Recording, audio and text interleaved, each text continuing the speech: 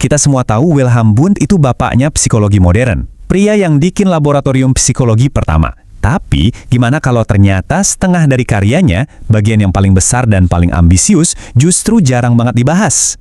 Nah, ini dia kisah tentang proyek raksasanya, Volcker Psikologi. Coba deh kalau dengar kata psikologi, apa yang muncul di kepala? Pasti nggak jauh-jauh dari lab, otak, atau orang yang lagi curhat di sofa kan? Tapi pernah nggak kepikiran, gimana caranya kita mempelajari pikiran dari satu budaya utuh? Daripada bingung-bingung, ayo langsung kita bahas di Ataraxia Psyche. Hai, sebelumnya jangan lupa untuk klik like, comment, and subscribe ya, agar kamu nggak ketinggalan edukasi penting dari Ataraxia Psyche. Oke, coba kita lihat perbandingan ini.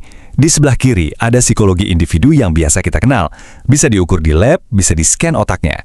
Nah, di sebelah kanan ada psikologi kolektif. Pertanyaannya, gimana caranya Anda masukin mitos ke dalam tabung reaksi? Atau gimana cara mengukur keyakinan bersama pakai alat lab? Nah, ini dia tantangannya, mempelajari sesuatu yang nggak bisa kita lihat di bawah mikroskop.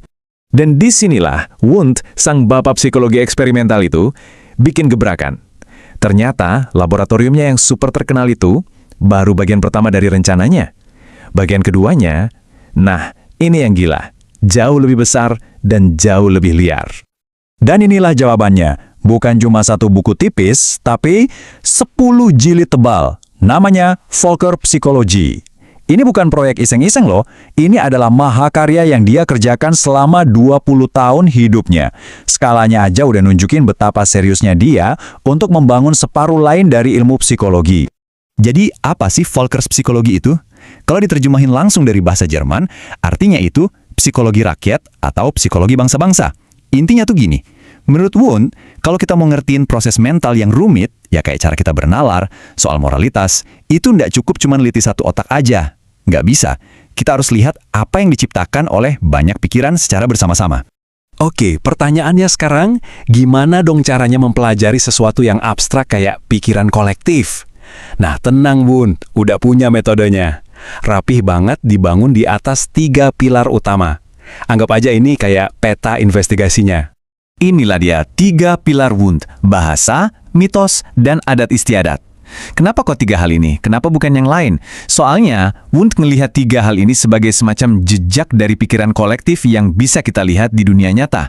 Inilah data mentah yang bisa kita analisis untuk memahami psikologi sebuah masyarakat. Dan kutipan ini yang diambil langsung dari halaman judul bukunya, ngejelasin semuanya dengan sempurna. Dia itu bukan cuma mau mendeskripsikan, oh bahasa itu begini, mitos itu begitu. Bukan. Dia mau menemukan hukum perkembangannya, dia mau cari pola-pola universal tentang gimana sih pikiran manusia secara bareng-bareng itu berevolusi dan membentuk dunia kita. Biar gampang ngertinya, coba kita pakai analogi fosil. Kita kan nggak bisa lihat dinosaurus hidup-hidup sekarang kan, tapi dari tulang belulangnya kita bisa tahu mereka sebesar apa, makan apa, gimana cara mereka hidup. Nah, Wundt mikirnya persis kayak gitu. Kita emang nggak bisa melihat pikiran kolektif secara langsung, tapi kita bisa mempelajarinya dari fosil budaya yang ditinggalkan, yaitu tadi, bahasa, mitos, dan adat istiadat. Oke, sekarang kita bakal lihat kalau semua ini tuh bukan omong kosong atau teori doang.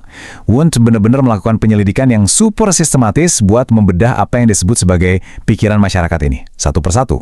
Coba deh perhatiin, ini cuma cuplikan daftar isi dari salah satu jilid bukunya. Ini bukan tulisan ngawang-ngawang ya. Lihat deh, strukturnya rapi banget kan? Ini nunjukin kalau penyelidikannya itu sangat akademis, sangat serius, dan dipecah jadi topik-topik yang sangat spesifik. Dan topiknya, wah keren banget. Dia nggak main-main. Dia berani banget ngebahas pertanyaan-pertanyaan raksasa. Mulai dari gimana sih negara itu bisa terbentuk, sampai ke kenapa struktur keluarga bisa kayak sekarang, bahkan sampai ke hal yang super kompleks kayak eksogami totemistik. Intinya dia itu pakai kacamata psikologi buat ngebongkar fondasi-fondasi peradaban manusia. Oke, kita tahu buku ini umurnya udah 100 tahun lebih. Dan jujur aja, sering banget dilupain. Terus, ngapain kita repot-repot bahas ini sekarang? Emangnya masih relevan? Apa sih pengaruhnya yang masih terasa sampai hari ini? Nah, ini dia poin kuncinya. Meskipun judul buku Volcker Psikologi ini mungkin nggak bakal kamu temuin di daftar bacaan wajib kuliah, tapi ide-idenya, gagasannya, itu masih bergema kenceng banget. Pertanyaan-pertanyaan yang dia ajukan kayak gimana sih individu dipengaruhi kelompok, atau gimana budaya membentuk cara kita mikir, itu semua jadi fondasi buat banyak banget bidang ilmu modern. Sebut aja psikologi sosial, sosiologi, sampai antropologi budaya, semuanya berakar dari sini. Nah, sebagai penutup, Coba deh kita berandai-andai. Kalau Wundt hidup di zaman sekarang, di era digital ini, kira-kira apa ya yang bakal dia teliti? Mungkin dia bakal menganalisis meme sebagai mitos modern kita, atau mungkin dia bakal mempelajari komunitas-komunitas online sebagai suku digital di zaman ini. Karyanya Wundt ini ngingetin kita satu hal yang super penting. Kalau kita mau benar-benar ngertiin diri kita sendiri, kita nggak bisa cuma ngelihat ke dalam diri. Kita juga harus ngelihat keluar pada pikiran kolektif yang kita bangun bersama setiap hari. Thank you for watching this video. Come back tomorrow to Ataraxia Psyche.